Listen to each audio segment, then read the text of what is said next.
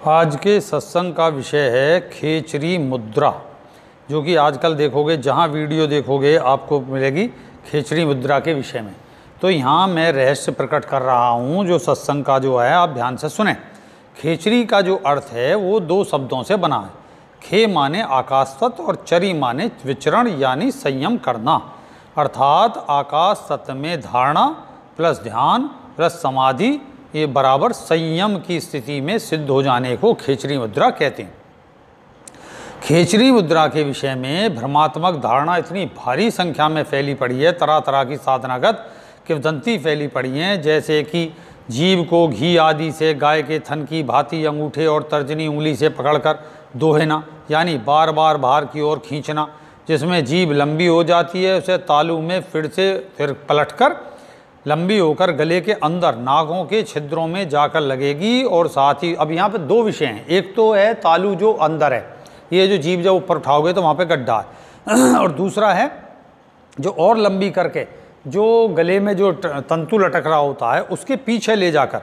अब ये इस कदर भ्रमात्मक है, इसको मैं यहाँ थोड़ा सा बताता चलूँगा। और ये इतनी खतरनाक है कि इसमें लोगों ने अपनी वाणी तक का जो है नुकसान कर डाला है। लंबी होकर मतलब खींच के उसको लंबी करके धोकर नाकों के छिद्रों में जाकर लगेगी, और साथ ही जीभ को निचले तालू में से सेंधा नमक आदि फिर अरहर के पत्ते से रत्ती रत्ती भर एक माह के अंतराल से काटते जाएं, और जीभ को तालू मूल में लगाए रखने के साथ साथ आज्ञा चक्र में एक तेजो में बिंदु की कल्पना करके उसमें अपने चित्त की वृत्ति को लगाए रखने पर समाधि की प्राप्ति होती है। कौन सी समाधि होती है? जड़, यहाँ इसे बताऊँगा। और इसका सूत्र क्या योगियों ने ढूंढा है, जो तथाकथित योगी हैं, इनसे पूछे कि ये कल्पना का सूत्र उन्होंने बच्चे के जन्म के समय उसकी जो तालू है, जीभ जो है वो तालू में लगी होती है। जैसे दाई जो है या माँ या मतलब जो और जो प्रजनन करने के समय में जो स्त्रियाँ होती हैं, दाई बोला जाता, आदि उंगली से मतलब अपनी उंगली से बाहर की ओर खींचकर साफ करती हैं, तब बच्चे को बाहर का दूध बाहर और बोलने की क्षमता की प्राप्ति होती है। इस अवस्था में जो इस अवस्था का जो चित्रण है, वहाँ से इन्हें ये सूत्र मिला हुआ है। यूँ ही बच्चा माँ के गर्भ में 9 महीने समाधि की स्थिति में पड़ा रहता है। अब इन मतलब तथाकथित योगियों से पूछो कि ये भी देखना चाहिए कि जब बच्चा माँ की नाभि नाल से पोषित होता है और सांस आदि लेता है तो वो भी काट दी जाती है। चलो यहाँ जीभ को तो मान लो काटने का, मतलब तुमने जो है इस तरीके से तालु तंत्र को जो है इसके नीचे जो जीभ के नीचे तंतु होता है उसको काट कर उपाय कर लोगे, जीभ को लंबा कर भी लोगे।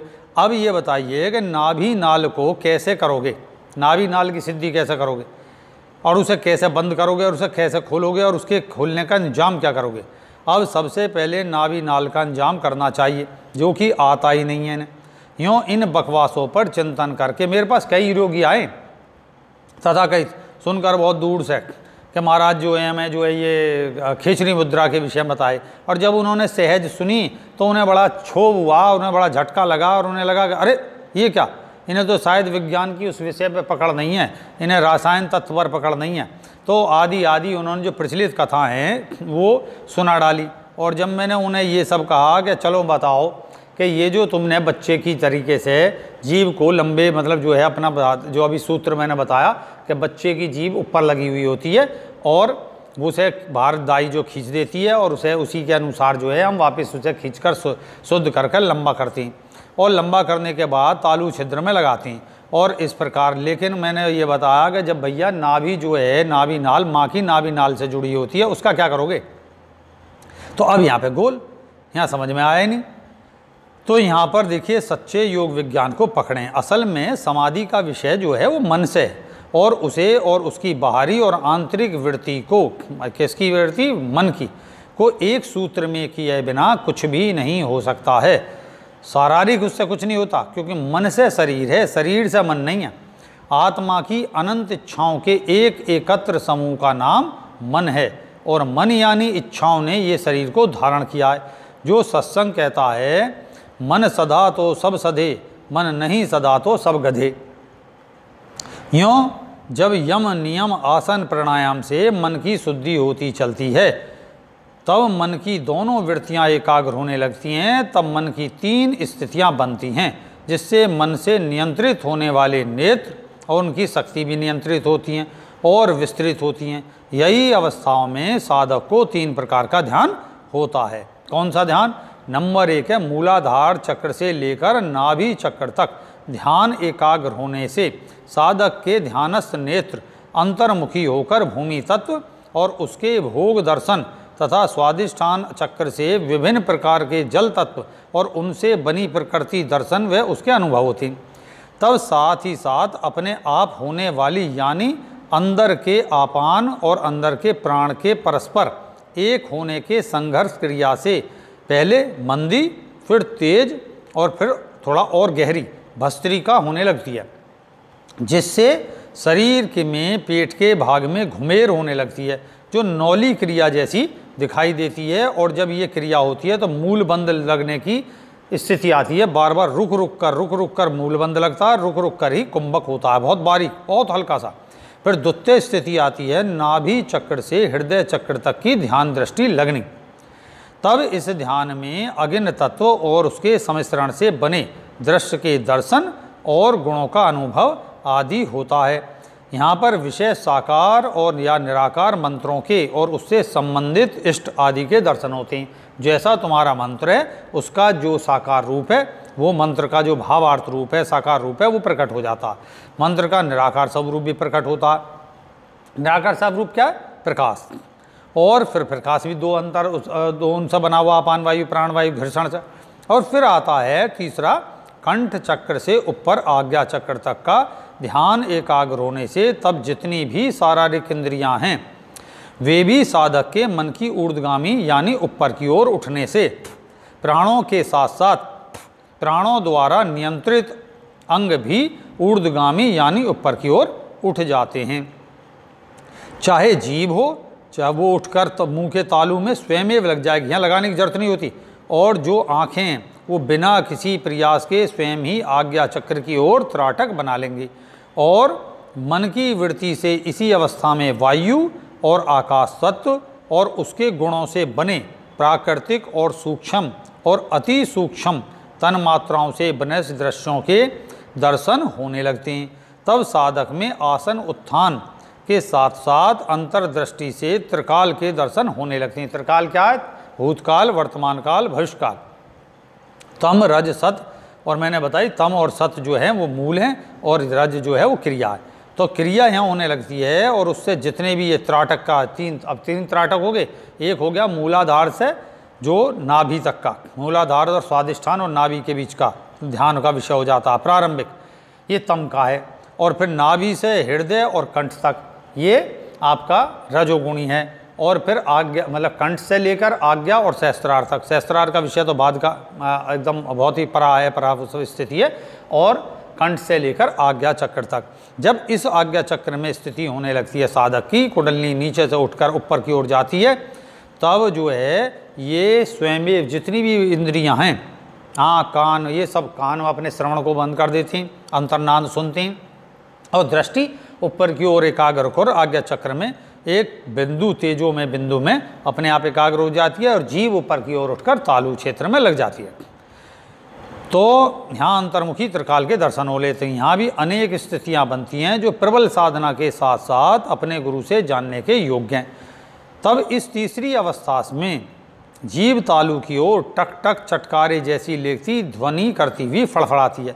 ये प्रारंभिक अवस्था एकदम टिकती, मतलब पहले टक टक टक टक करती रहेगी, फिर चटकारे जैसी ध्वनि आएगी, मतलब ऐसे जैसे चट्ट चट्ट कर रही है, ध्वनि लेकर फड़फड़ाती है, उठती है गिरती है, उठती है गिरती है। और दोनों नेत्र हिलते हुए कभी स्थिर और कभी अस्थिर होते रहते हैं।